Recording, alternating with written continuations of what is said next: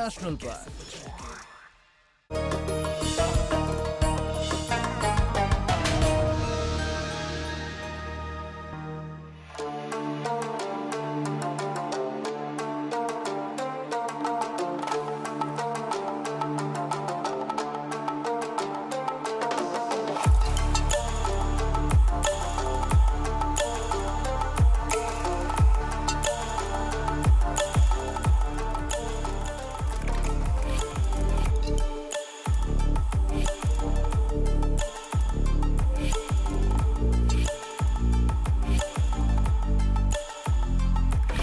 Plastic, rubber and fibre, ये तीनों ही चीजें कहीं ना कहीं हम सभी की जिंदगी को छूती हैं। लेकिन क्या कभी आपने ये सोचा है कि ये तीनों ही चीजें हजारों फॉर्म्स में अवेलेबल हैं? ये हवाई जहाज में भी इस्तेमाल होता है, स्पेस में भी इस्तेमाल होता है, मेडिकल इक्विपमेंट्स में भी इस्तेमाल होता है, और प्लास्टिक मेरे कपड़ों में भी है। और सभी की क्वालिटीज अलग हैं। कौन ये तय करता है कि कौन से मटेरियल की क्वालिटी क्या होगी और कौन सी फील्ड में किस तरह के फीचर्स इन मटेरियल्स के होने चाहिए? ये सब तय होता है, इन सब पर रिसर्च होती है, इन सब को बनाया जाता है पॉलीमर साइंस के मैदान में। और आज नाजरीन हम इसी मैदान पर बात करेंगे, आपको बताएंगे कि इस फील्ड में आप कैसे करियर बना सकते हैं। लेकिन सबसे पहले आपको समझाते हैं कि ये फील्ड दरअसल है क्या, और ये हम समझेंगे एक पैकेज के जरिए। आज के जदीद दौर में पॉलीमर साइंस का शोबा साइंस और टेक्नोलॉजी के मैदान में एक इंतहाई अहम और तेजी से तरक्की करता हुआ शोबा बन चुका है। ये महज लेबोरेटरी तक महदूद नहीं रहा, बल्कि सनती पैदावार, माहौलियात, मेडिकल और रोजमर्रा जिंदगी में इस्तेमाल होने वाली बेशुमार अशिया की तैयारी में मरकजी किरदार अदा कर रहा है। पॉलीमर साइंस में पेशावराना मौके दिन ब दिन बढ़ रहे हैं और दुनिया भर की बड़ी कंपनियां इस फील्ड में माहिरीन की तलाश में रहती हैं। ये शोबा उन अफराद के लिए बेहतरीन है जो कीमिया, फिजिक्स और मटेरियल साइंस में दिलचस्पी रखते हैं और तहकीक व तरक्की के मैदान में भी कुछ नया करने का जज्बा रखते हैं। पॉलीमर साइंस का ताल्लुक सिर्फ प्लास्टिक या रबड़ से ही नहीं, बल्कि ये फील्ड जहनी सलाहियत, तख्लीकी सोच, तजुर्बाती महारत और जदीद तकनीकी इल्म को भी यकजा करती है। पॉलीमर साइंस में तालीम हासिल करके आप इन खास मैदानों में अपना करियर बना सकते हैं। रिसर्च एंड डेवलपमेंट, प्लास्टिक और polymer engineering, material scientist, production and quality control manager, environmental expert, education and academia, biomedical applications.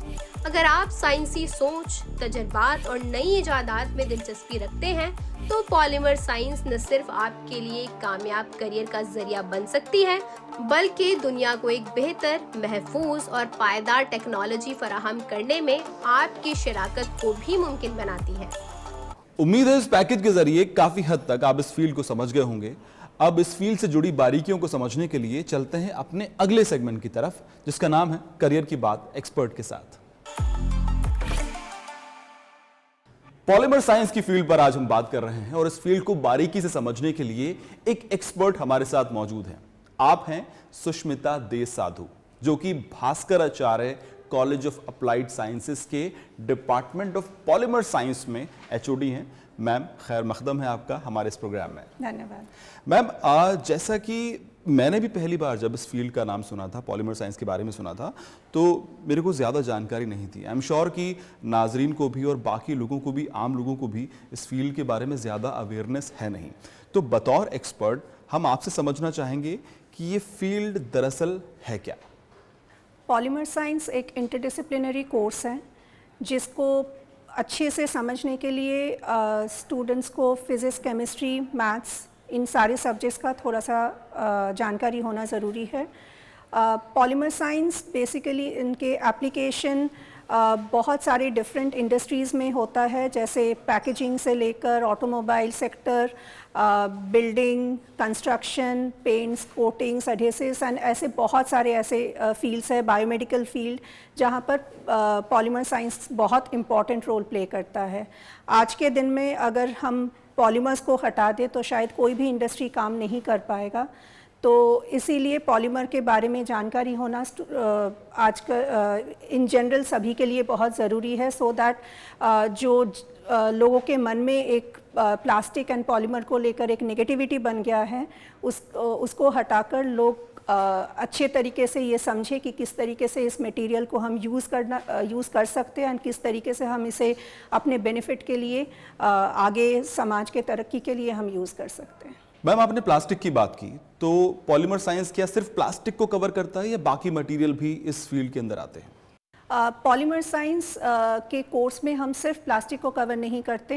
Main जो पॉलीमरिक मटेरियल्स है जैसे प्लास्टिक, रबर, फाइबर, इन सभी को हम कवर करते। साथ साथ हम यहाँ पॉलीमर्स के प्रिपरेशन से शुरू करके उनके प्रोसेसिंग, उनका किस तरीके से डिफरेंट फील्ड में एप्लीकेशन हो सकता है, रिसाइकलिंग कैसे हो सकता है, इन सारी चीज़ों के बारे में हम स्टूडेंट्स को जानकारी देते हैं, सो दैट पॉलीमर साइंस एक कंप्लीट कोर्स बन सके, जिसके बाद स्टूडेंट्स किसी भी polymer science related course field में जा सकता है। मैम, अगर मैं करियर के तौर पे बात करूं तो यहाँ से स्टूडेंट निकलने के बाद कहाँ प्लेस होता है? किस तरह की कंपनीज होती हैं जो पॉलीमर साइंस के स्टूडेंट्स को हायर करती हैं?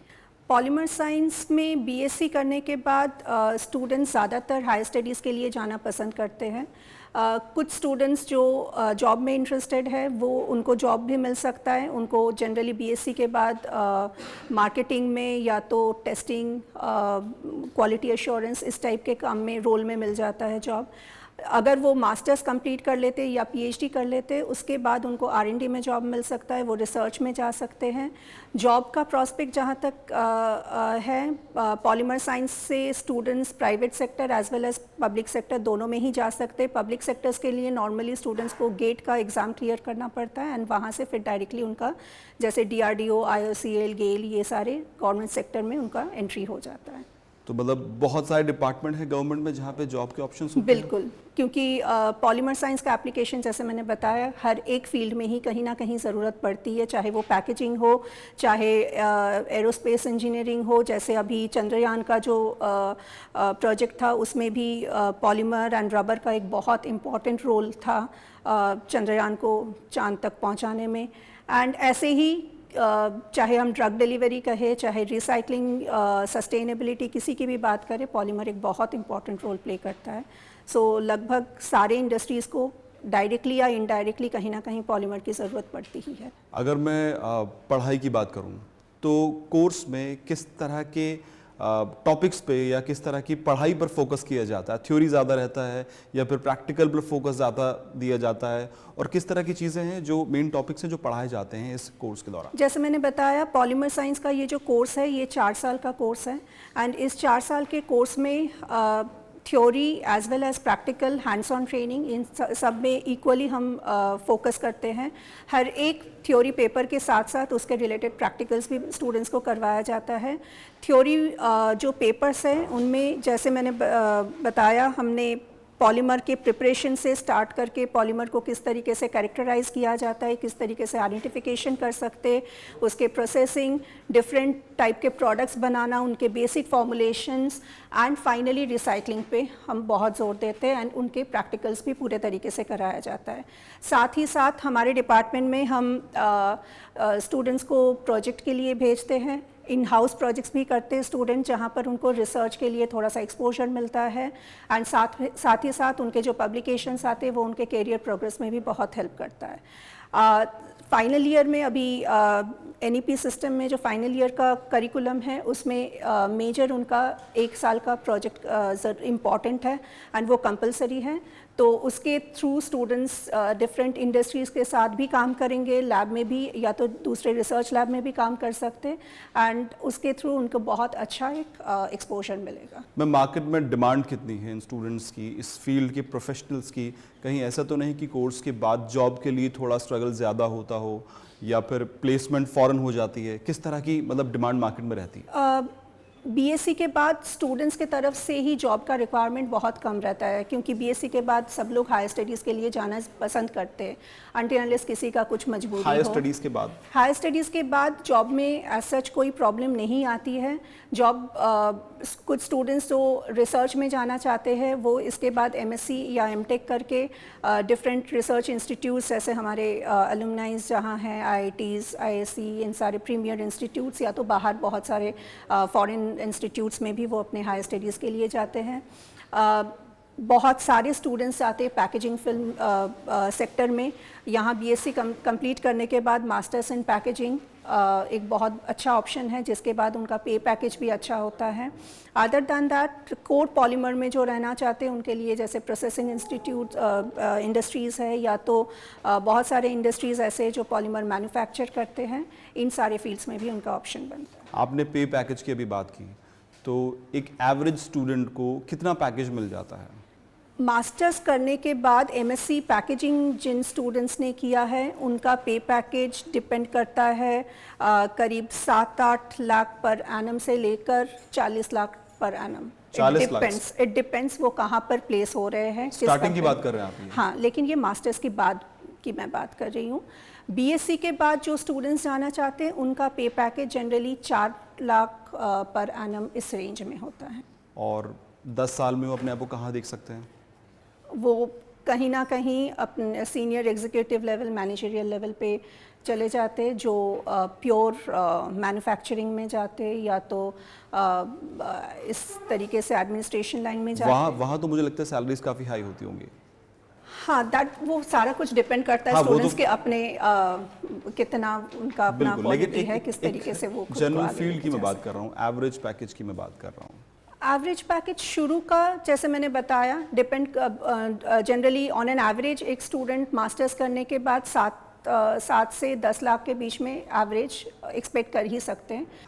मैम, मैं अगर स्टूडेंट लेवल पे बात करूं तो आपको क्या लगता है कि जो स्टूडेंट या जो नौजवान इस फील्ड में आना चाहते हैं उनके अंदर बेसिक स्किल्स, बेसिक क्वालिटी क्या होनी चाहिए? जो हमारे एलिजिबिलिटी क्राइटेरिया है पॉलीमर साइंस पढ़ने के लिए, वो है 12th में physics, chemistry and maths completely पढ़े होने चाहिए। एंड उसके बाद स्टूडेंट्स को CUET क्लियर करके उसके थ्रू फिर एडमिशन होता है। CUET। तो कितनी रैंक तक स्टूडेंट्स जो हैं, जो बच्चे ऐसे होते हैं ये कि रैंक एडमिशन हमारे लिए है? बताना मुश्किल है, क्योंकि हमारे पास रैंक नहीं आते। जब हम एडमिशन लेते वो दिल्ली यूनिवर्सिटी से हमारे पास लिस्ट आते जिन स्टूडेंट्स ने एप्लीकेशन फिल किया है इस डिपार्टमेंट। इस कॉलेज के अलावा कितने इदारे हैं पूरे मुल्क में जो इस सब्जेक्ट पर तालीम दे रहे हैं? BSc honours course polymer science में ये एक सिंगल कोर्स है इंडिया में, लेकिन पॉलीमर साइंस के बहुत सारे कोर्स हैं, जैसे डिफरेंट IITs में डेफिनेटली है। दिल्ली यूनिवर्सिटी को छोड़ के Bombay university, Calcutta university, Pune university, Anna university, Meerut university, Gujarat university, ऐसे बहुत सारी यूनिवर्सिटीज़ है, चेन्नई यूनिवर्सिटी, ये सभी जगह पॉलीमर पढ़ाया जाता है। लेकिन उनका डिग्री या तो बीटेक डिग्री है, या तो एमटेक डिग्री, या PhD में वो करवाते हैं। BSc डिग्री ये एक ही सिंगल कॉलेज है। क्या फ़र्क है BSc डिग्री और बीटेक डिग्री में? पहले जो शुरू हुआ था कोर्स तब BSc डिग्री 3 साल का होता था, बीटेक डिग्री 4 साल का, लेकिन अभी NEP में जब हम लोगों ने चेंज कर लिया, इसके बाद BSc भी 4 साल का ही है। तो एग्जैक्टली प्रैक्टिकली स्टूडेंट्स को कितना फ़र्क हो रहा है या क्या फ़र्क हो रहा है वो पता लगेगा जब एक बैच निकल जाए। स्टूडेंट एक BSc करके जा रहा है मार्केट में और एक स्टूडेंट बीटेक करके जा रहा है, आई एम श्योर कि पढ़ाई में बहुत ज़्यादा फर्क नहीं होगा, लेकिन हाँ उसके ऊपर एक इंजीनियर का ठप्पा लग गया है। तो क्या फ़र्क होता है मार्केट में? क्या दूसरे तरीके से देखा जाता है? कहीं ना कहीं होता है, वो एक कहीं ना कहीं साइकोलॉजिकल डिफरेंस होता ही है कि एक इंजीनियर है, एक ग्रेजुएशन। चलिए, अब एक बहुत अहम सवाल मैं आपसे पूछना चाहता हूँ कि आपने भी बीच में ये बोला था कि रिसाइकलिंग को लेकर बहुत ध्यान दिया जाता है। तो प्लास्टिक की जब भी हम बात करते हैं तो हमेशा आवाज़ उठती है कि प्लैनेट को बचाना है और प्लास्टिक बहुत बड़ा ख़तरा है। सस्टेनेबिलिटी की बात जब भी आती है, जैसे जैसे हम तरक्की करते जा रहे हैं, ज़ाहिर है हम नुकसान तो कर रहे हैं, उसका काफ़ी खामियाजा हमें भुगतना भी पड़ रहा है। तो सस्टेनेबिलिटी को लेकर और प्लैनेट को लेकर, एनवायरनमेंट को बचाने के लिए किस तरह से आप जोड़ते हैं पॉलीमर साइंस को? क्योंकि प्लास्टिक का यूज़ हमेशा कम करने की बात की जाती रही है। अगर आप मुझसे पूछेंगे, मैं कहूँगी प्लास्टिक प्रोबेबली सबसे ज़्यादा सस्टेनेबल मटेरियल है। अगर हम प्लास्टिक को कंपेयर करें पेपर से, मेटल से, ग्लास से, तो पेपर कहीं ना कहीं डिफॉरेस्टेशन कॉज करता है। मेटल या ग्लास को अगर हम कंपेयर करें तो कहीं ना कहीं हम वो मिनरल्स पे ही डिपेंड करते हैं, एट द सेम टाइम इनका रिसाइकलिंग भी इजी नहीं है। अगर प्लास्टिक की हम बात करें, प्लास्टिक को हम बहुत इजीली रिसाइकल कर सकते हैं एंड नंबर ऑफ टाइम्स जो रिसाइकलिंग होता है वो कई ज़्यादा होता है। तो प्लास्टिक को हम बहुत अच्छे से अगर हम यूज़ करें, अगर हमें पता हो कि इसको किस तरीके से यूज़ करना है, किस तरीके से रिसाइकल करना है, खास करके अगर हम सबको ये बता सकें कि डिस्पोजल कैसे होना चाहिए, तो मेरे ख्याल से प्लास्टिक एक बहुत ही एनवायरनमेंट फ्रेंडली मटेरियल बन सकता है। प्लास्टिक बहुत सस्टेनेबल है, कार्बन फुटप्रिंट कम करता है, लेकिन सबसे बड़ा प्रॉब्लम जो प्लास्टिक के साथ हो रहा है या जिसके वजह से ये सारे नो प्लास्टिक का नारा लगता है, वो इसीलिए है क्योंकि प्लास्टिक को हम प्रॉपरली डिस्पोज नहीं करते हैं। तो इसीलिए चारों तरफ आपको प्लास्टिक कूड़ा दिखता है एंड उन प्लास्टिक्स को कलेक्ट करके उनको रिसाइकिल करना बहुत मुश्किल हो जाता है। तो प्लास्टिक एज ए मटेरियल कभी भी ख़राब नहीं है, इनफैक्ट मैं कहूँगी ये one of the best material है। बस लोगों को ये बताना ज़रूरी है कि किस तरीके से प्लास्टिक को कलेक्ट करना चाहिए, डिस्पोज करना चाहिए एंड किस तरीके से रिसाइकिल करना चाहिए। अगर ये काम हम कर लें तो मेरे ख्याल से हम बहुत बड़ा प्रॉब्लम सॉल्व कर सकते हैं। तो आपको क्या लगता है कि इस प्रॉब्लम को सॉल्व करने के लिए क्या कदम उठाए जा सकते हैं? सबसे पहले तो मैं ये कहूँगी कि नो प्लास्टिक का कैंपेनिंग जितना स्ट्रांगली किया गया था, उतना ही स्ट्रांगली एक कैंपेन ऐसा होना चाहिए जहाँ पर लोगों को ये समझाया जा सके कि एक्चुअली प्लास्टिक को कैसे यूज़ करना चाहिए। इन जनरल लोगों को लगता है प्लास्टिक मतलब सिर्फ जो पॉलीएथिलीन के प्लास्टिक पैकेट्स रास्ते में पड़े रहते वही है, ऐसा नहीं है। प्लास्टिक बहुत अलग अलग तरीके के हैं एंड उसके बारे में लोगों को जानकारी नहीं है, तो इसीलिए लोगों को समझ नहीं आता है कि प्लास्टिक रिसाइकलिंग में एक्चुअली चैलेंजेस क्या है और उसको हम कैसे डील कर सकते हैं। तो मेरे ख्याल से सोशल मीडिया, इलेक्ट्रॉनिक मीडिया, ये अगर इस तरीके का कोई कैंपेन चलाए तो ये बहुत एक इम्पॉर्टेंट स्टेप होगा टूवर्ड सस्टेनेबिलिटी। एंड साथ ही साथ बहुत सारे रिसर्च भी चल रहा है रिसाइक्लेबल प्लास्टिक, सस्टेनेबल प्लास्टिक को लेकर, बायोकम्पोस्टेबल, बायोडिग्रेडेबल प्लास्टिक को लेकर। एंड हमने काफ़ी कुछ अभी तक कर भी लिया है, काफ़ी बायोडिग्रेडेबल प्लास्टिक मटेरियल मार्केट में है एंड और भी काम चल रहा है। तो मेरे ख्याल से आगे चल के अगर सब लोग थोड़ा सा पॉजिटिव एटीट्यूड के साथ काम करें तो डेफिनेटली हम इस प्रॉब्लम को सॉल्व कर सकते हैं। थैंक यू इस सजेशन के लिए। अब मैं आखिर में आपसे एक सजेशन या एक मैं कहूँगा कि मैसेज आपसे चाहता हूँ उन तमाम स्टूडेंट्स के लिए, उन तमाम नौजवानों के लिए जो कि इस फील्ड में अपना करियर बनाना चाहते हैं, उन्हें अगर आप कुछ कहना चाहें तो। प्लास्टिक या पॉलीमर के बारे में स्टूडेंट्स को नॉलेज बहुत कम है। क्लास 12th में सिर्फ बच्चे एक छोटा सा पार्ट पढ़ते हैं प्लास्टिक के बारे में और उसके बाद उनको कुछ भी आइडिया नहीं होता है। इसीलिए हमारे पास सिर्फ अच्छे मतलब उन्हीं स्टूडेंट्स का एप्लीकेशन है जिनका या तो कोई प्लास्टिक से लेना देना हो, उनका फैमिली बैकग्राउंड हो या कुछ हो, तो इसीलिए हमें अच्छे स्टूडेंट्स मिलने में भी दिक्कत होती है। तो मेरा तो मैसेज सबसे यही होगा कि आप लोग आइए, इस फील्ड को एक्सप्लोर कीजिए। It's a very interesting field and सबके लिए बहुत ऑप्शन है। आपको जिस भी फील्ड में जाना है, चाहे बायो के फील्ड में जाना हो, ऑटोमोबाइल्स में जाना हो, पैकेजिंग में जाना हो या किसी भी फील्ड में जाना हो, ये ऐसा एक कोर्स है जहाँ से आप इन सारे फील्ड को एक्सप्लोर कर सकते हैं। बहुत बहुत शुक्रिया मैम हमसे बात करने के लिए और इस बेशकीमती जानकारी के लिए जो आपने दी। उम्मीद करते हैं कि आपको ये सेगमेंट पसंद आया होगा। अभी और भी कुछ एक्सपर्ट हमारे साथ मौजूद हैं जिनसे बात करनी अभी बाकी है, तो चलिए आगे चलते हैं। जैसा कि हमने आपको बताया था, कुछ और एक्सपर्ट से भी आपको रूबरू करवाएंगे। दो एक्सपर्ट इस वक्त हमारे साथ मौजूद हैं, प्रोफेसर सिद्धार्थ और प्रोफेसर सरोज। दोनों अपनी फील्ड के एक्सपर्ट माने जाते हैं।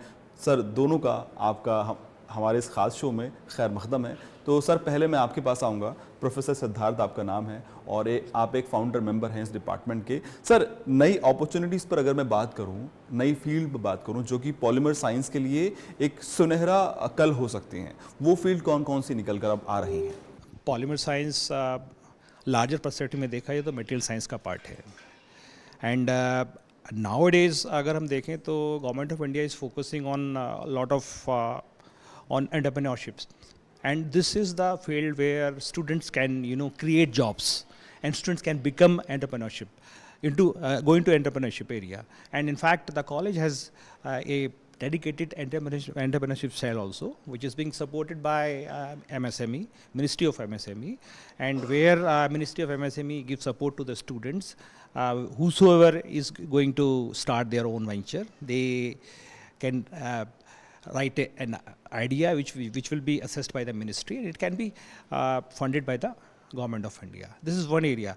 As far as the public sector openings are concerned, in nowadays, as you have seen, government is focusing on a lot of IPRs, and intellectual property rights में India का जो पिछले 4-5 सालों में है, ग्रोथ बहुत ज़्यादा रहा है, और उसमें भी IPR को असेस करने के लिए भी अगर पॉलीमर साइंस या मेटल साइंस का जहाँ तक सवाल है, वहाँ भी अपॉर्चुनिटीज़ एग्जिस्ट कर रही हैं, और IPR में डेडिकेटेड रिक्रूटमेंट्स होते हैं, वहाँ बच्चे जा सकते हैं.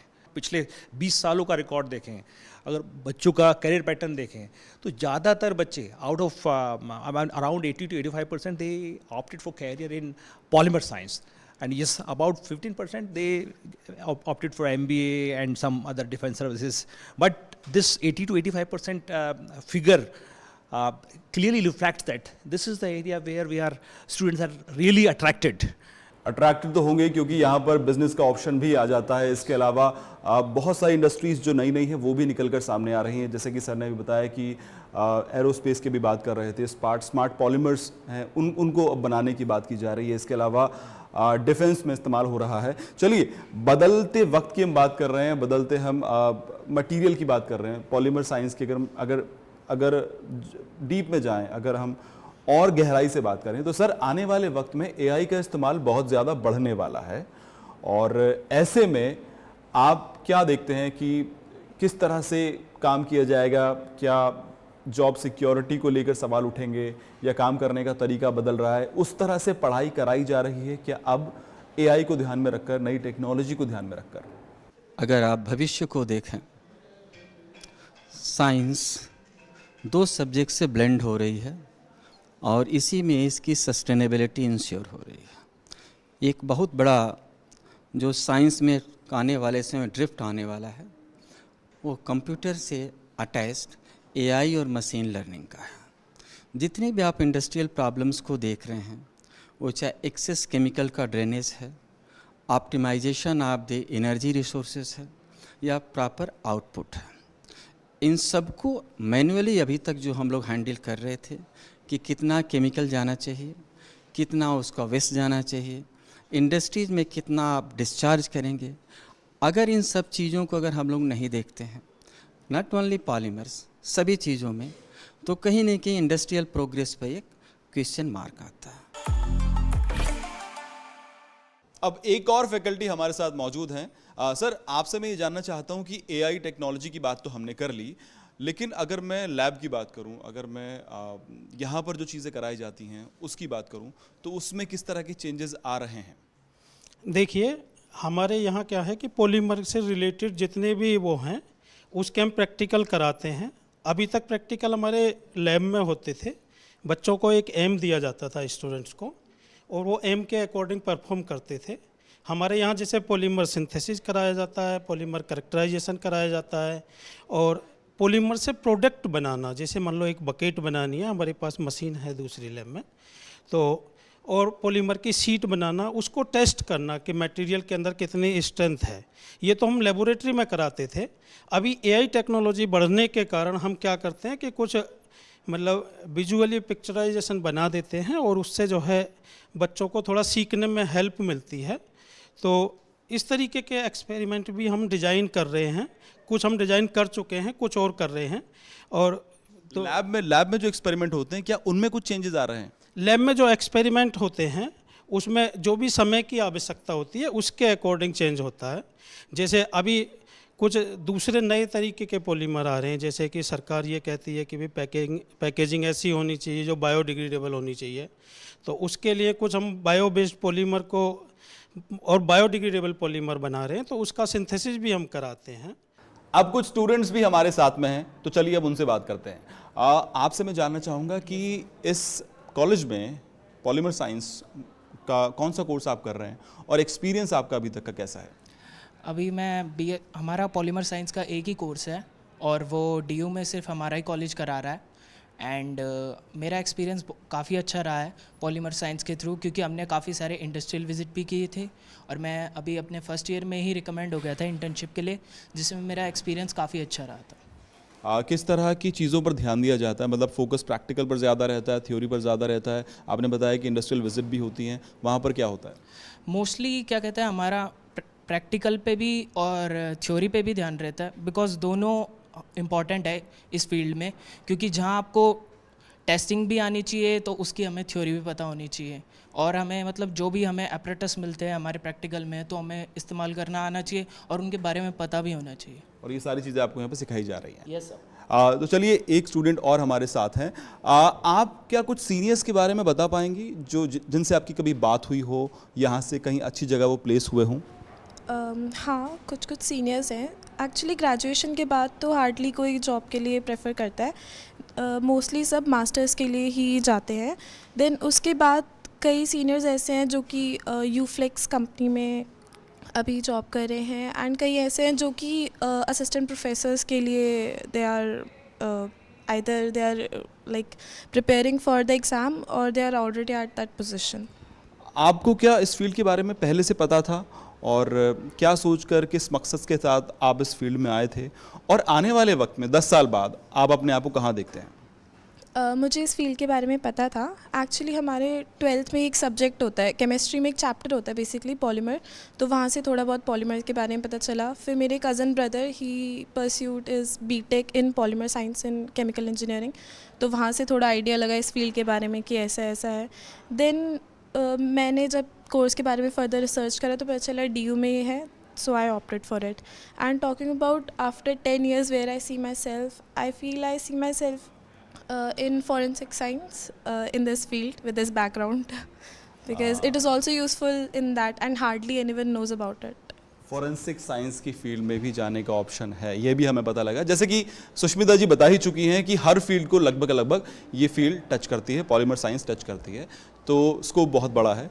आपके पास बहुत अच्छे ऑप्शंस आगे आ सकते हैं, तो फील्ड काफ़ी अच्छी है। उम्मीद करते हैं कि आज का एपिसोड आपको पसंद आया होगा, और अब हम आगे चलते हैं हमारे अगले सेगमेंट की तरफ, जिसमें हम आपको बताएंगे कि इस वक्त आप कहाँ कहाँ एडमिशन ले सकते हैं और कहाँ कहाँ आप जॉब्स के लिए अप्लाई कर सकते हैं।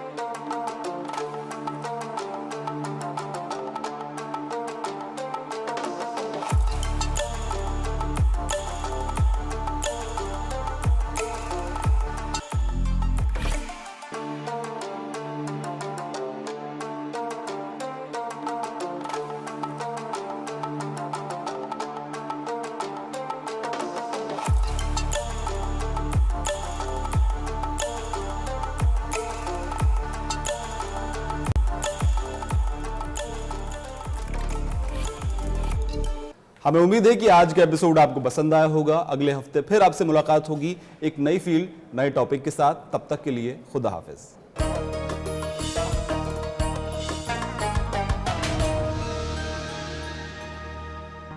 हर पल यहाँ जोखिम, हर मोड़ पे धोखे,